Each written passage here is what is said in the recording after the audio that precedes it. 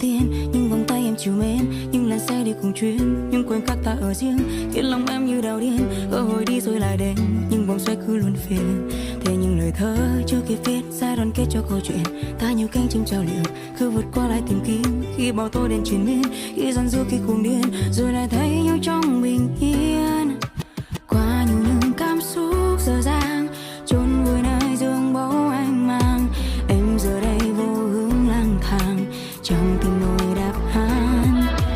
Những lời yêu từng quá dễ dàng, đây chỉ riêng mình ôm trách than. Như tờ vé số đã quá hạn, ngậm ngùi theo năm tháng. Em đã hoang phí qua nhiều những cây đầu tiên, những vòng tay em chiều mến, những làn xe đi cùng chuyến, những khoảnh khắc ta ở riêng khiến lòng em như đào điên. Cơ hội đi rồi lại đến, nhưng vòng xoay cứ luôn phiền. Thế nhưng lời thơ chưa kịp viết ra đoàn kết cho câu chuyện.